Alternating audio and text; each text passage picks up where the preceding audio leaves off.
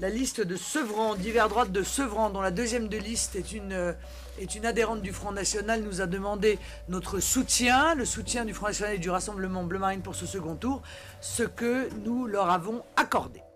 M. Geffroy a décidé de ne pas respecter ses électeurs, mais le temps est venu de lui poser certaines questions concernant ses véritables orientations politiques. Je pense notamment à M. Jean-Claude Paulis, qui était le premier à vouloir s'éloigner le plus possible de cet homme et de son entourage. Sevranaises, Sevranais, ne votez pour aucun des deux Stéphane. La liste que je porte est la seule à être restée fidèle à ses valeurs, ancrée sur ses principes.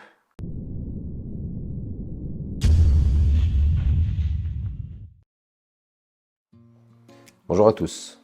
Au vu de la tournure que prennent ces élections municipales, j'ai tenu à faire un petit rappel de certains éléments que vous allez découvrir à la suite de cette introduction. M. Geffroy a décidé de ne pas respecter ses électeurs, ceux qui ont fait le choix de ne voter pour aucun des deux candidats soupçonnés d'infraction pénale. Je pensais qu'avec le temps, M. Geffroy avait changé au contact des personnes vertueuses qui composent son équipe, qu'il s'agisse de ses colistiers ou non. J'avais évoqué la possibilité de travailler avec ces équipes dans une logique de compromis pour l'intérêt général, mais sans compromission. Ce compromis était possible grâce aux révélations que certains membres de son équipe ont faites dans le cadre de la procédure judiciaire que j'ai initiée contre Stéphane Blanchet pour discrimination. Ils ont dit la vérité sous serment, sous commission rogatoire d'un juge d'instruction, afin que M. Blanchet réponde de ses actes au nom du peuple français. Mais les vieux démons de M. Geffroy sont réapparus, et peut-être encore plus puissants qu'avant. Il a abandonné les siens pour une compromission motivée par un opportunisme politique. Dans ce contexte, j'ai pris la décision de poursuivre sur le chemin de l'éclairage que je suis capable d'apporter à la population sevranaise. Je vais donc vous présenter une vidéo réalisée en 2021 lors des élections départementales, une vidéo que je n'avais jamais diffusée par espoir envers le changement de M. Geffroy. Mais le temps est venu de lui poser certaines questions concernant ses véritables orientations politiques, celles qu'il ne peut plus cacher, celles qu'il ne peut plus dissimuler. Cette vidéo n'a aucunement pour but de nuire à M. Geffroy dans sa citoyenneté.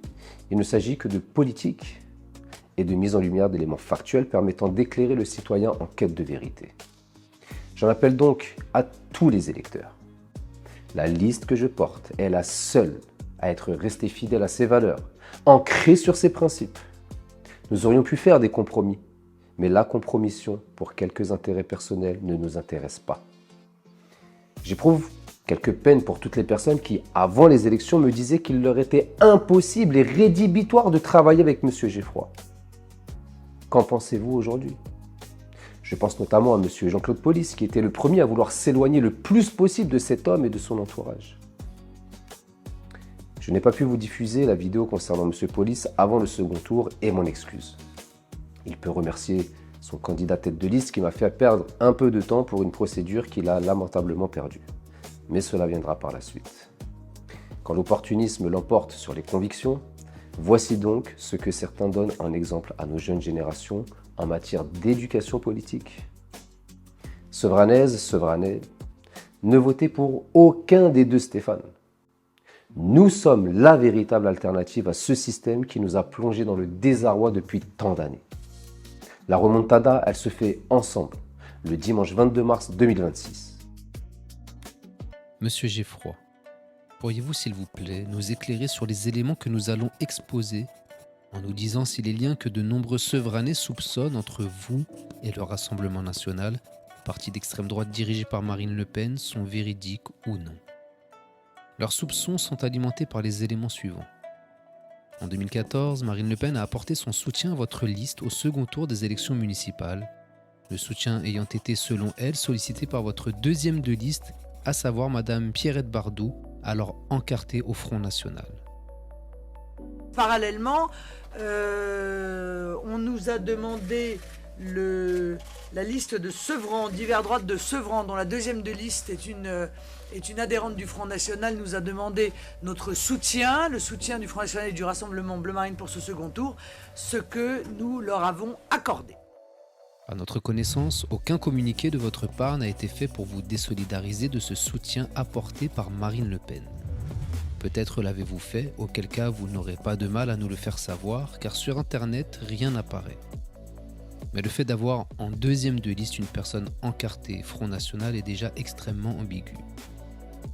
Si la personne dont parle Marine Le Pen est bien Pierrette Bardou, qui était deuxième de votre liste en 2014, c'est cette même personne qui vous a invité à la galette des rois de son association en 2020, vous présentant comme le maire de Sevran 2020 en vous faisant invité d'honneur.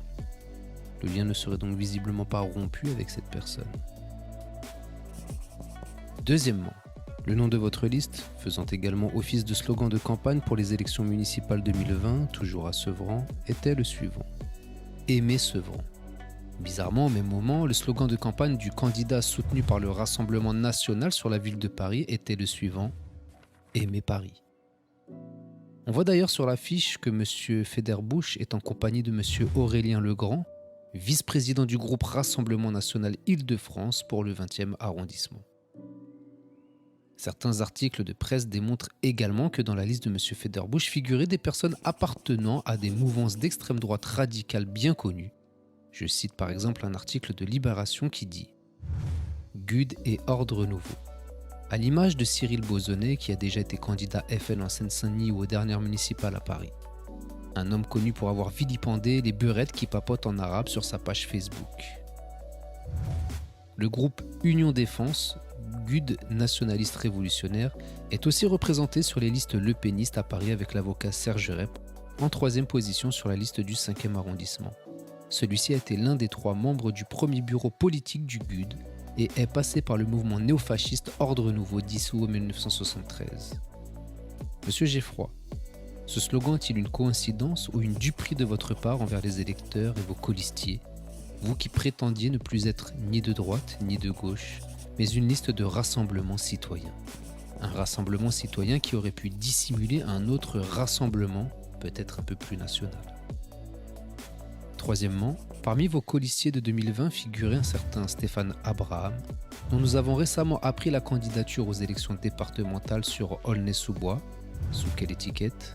Celle du Rassemblement national. Ignoriez-vous que M.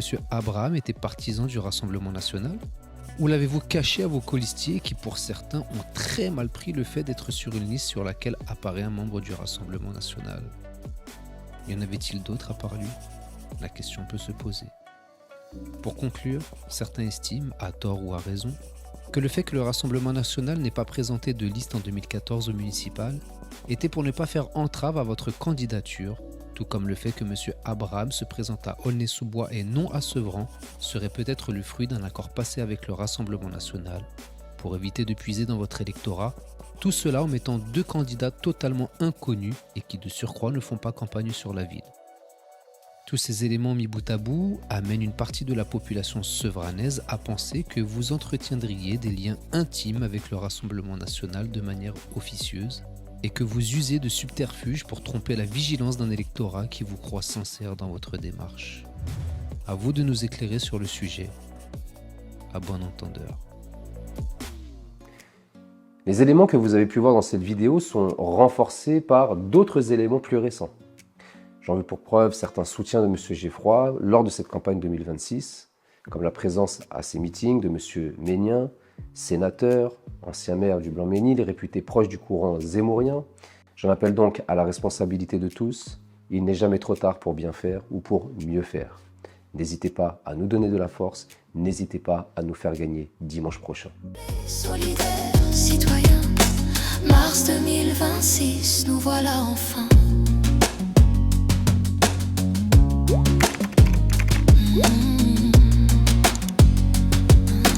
Mars 2026, nous voilà enfin.